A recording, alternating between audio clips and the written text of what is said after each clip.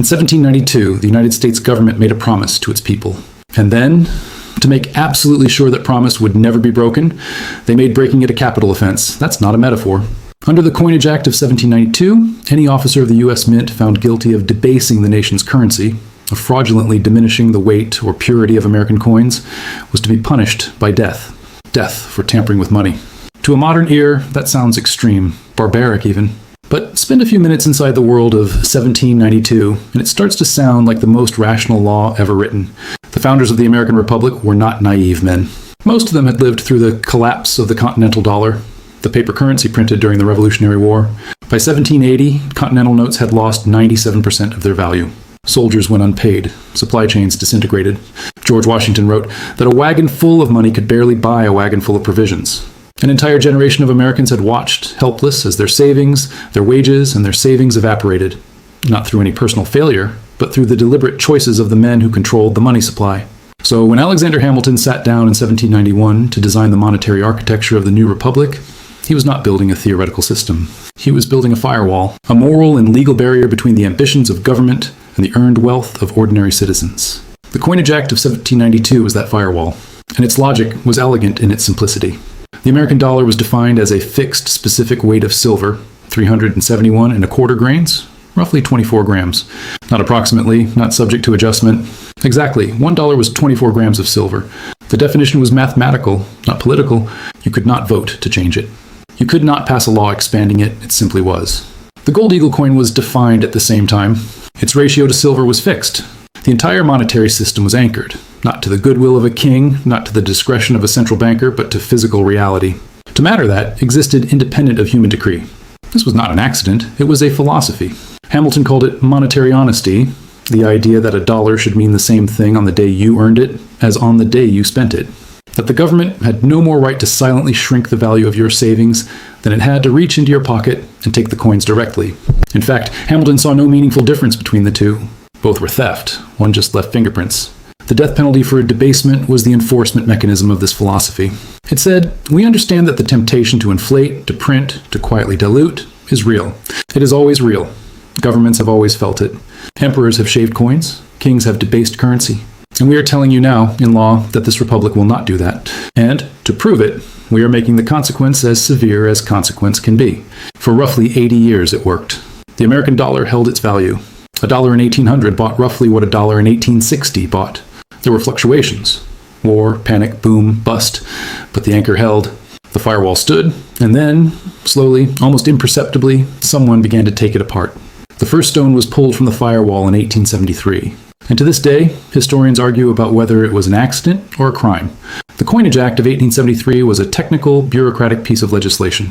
Hundreds of pages. The kind of bill that most congressmen voted for without reading. Buried inside it was a single provision that removed the silver dollar from the list of official U.S. coins to be minted. No debate, no announcement, no public discussion. Silver, the very metal that had defined the American dollar since Hamilton's original act, was quietly, legally demonetized. Overnight, silver ceased to be money. It became a commodity. When the public in the silver-producing states finally understood what had happened, the outcry was volcanic.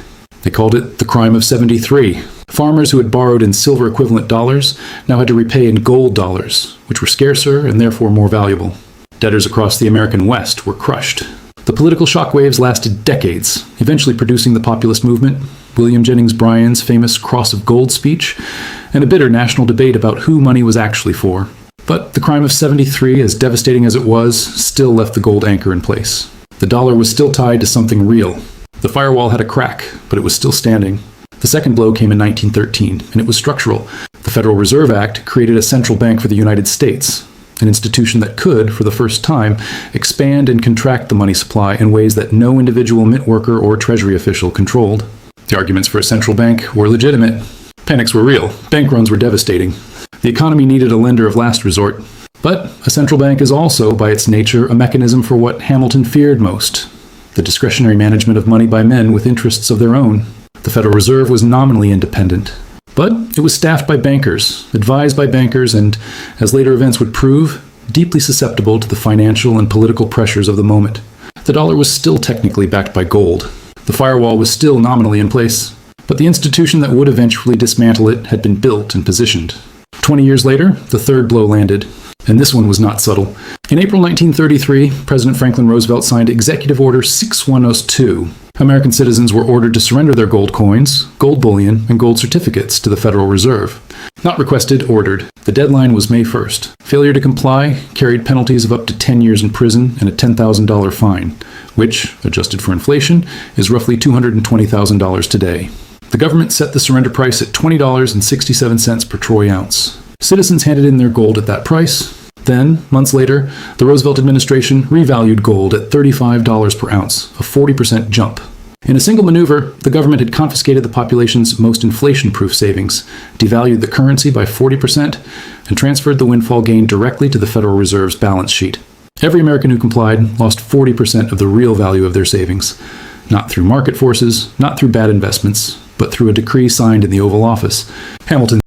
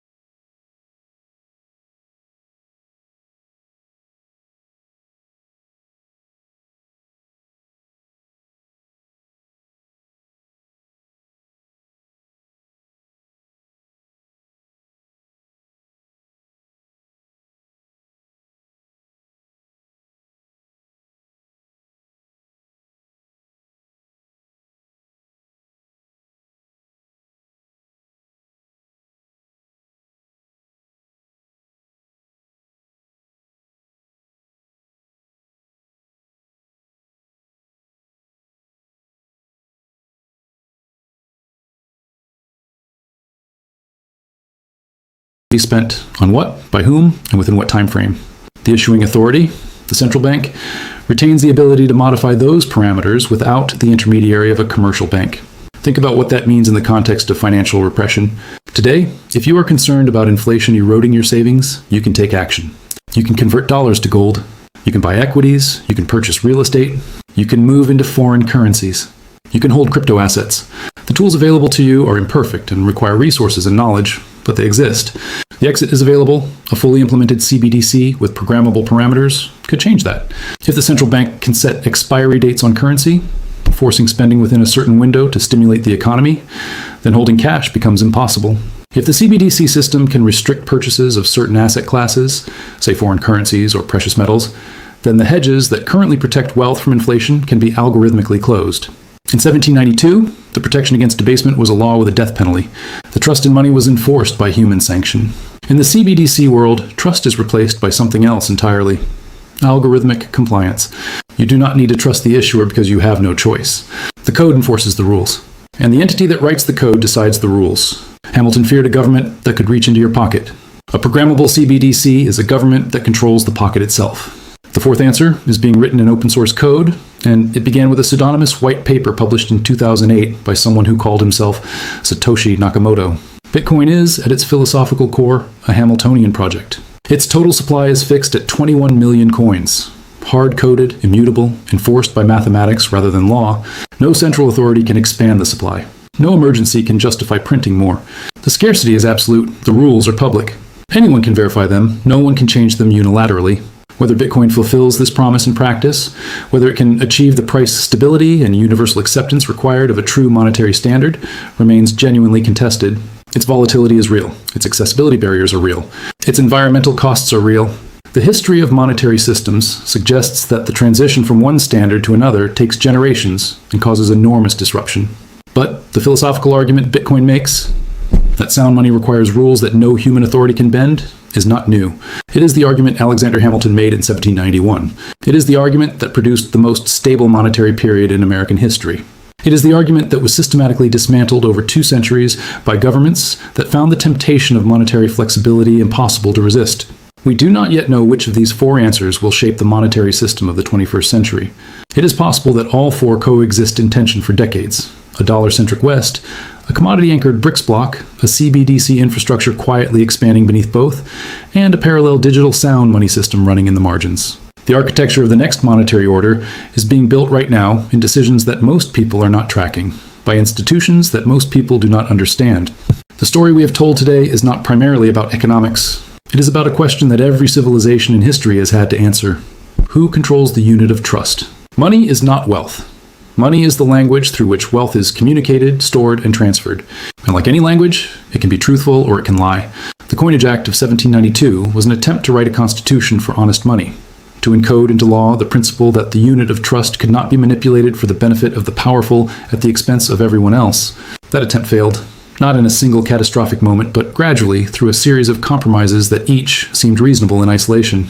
The crime of 73, because the gold standard needed simplifying. The Federal Reserve Act, because financial panics were devastating. The 1933 gold seizure, because the Depression was real. The Nixon shock, because the gold window was bleeding. Each step was presented as a necessary adjustment to a complex reality. Together, they add up to the complete erasure of the moral contract that Hamilton built. The inflation you feel when you check the price of a home or a medical bill or a college education is not a glitch. It is not bad luck. It is the accumulated interest on 2 centuries of broken promises. The slow compound return of every time the firewall was lowered, every time the anchor was lifted, every time the definition of a dollar was made a little more flexible, a little more convenient, a little more amenable to the needs of the moment. Understanding this does not immediately change the price of anything. It does not move markets or alter policy. But it does something that, in the long run, may matter more. It gives you a map. When you understand the history of money, not the sanitized version taught in standard economics, but the real history of power, debasement, and deliberate design, you begin to see the current system not as a natural force to be endured, but as a set of choices that were made and can be questioned. You see inflation not as weather, but as policy. You see the wealth gap not as the outcome of differential merit, but as the predictable consequence of who sits closest to the source of new money. You see CBDCs not as technological progress, but as the latest iteration of an ancient ambition, the ambition to make monetary control total. Economic sovereignty, the ability to preserve what you earn, to understand the system you inhabit, to make decisions with clear eyes about what your money actually is and what it is becoming, begins with exactly this. Not with a portfolio strategy, not with a political affiliation, with knowledge. Hamilton's founders put a death penalty in the law because they knew what was at stake. They had seen what broken money does to a society. They understood, from painful personal experience, that the debasement of currency is not a victimless crime. It has victims. They are just spread thin across time. A few percentage points of purchasing power per year, compounding quietly, until one day a generation wakes up and wonders why they cannot afford the life their parents described. That generation is us, and the first act of reclaiming anything is understanding how it was lost. The hidden ledger, follow the money, always follow the money. I'll see you in the next one.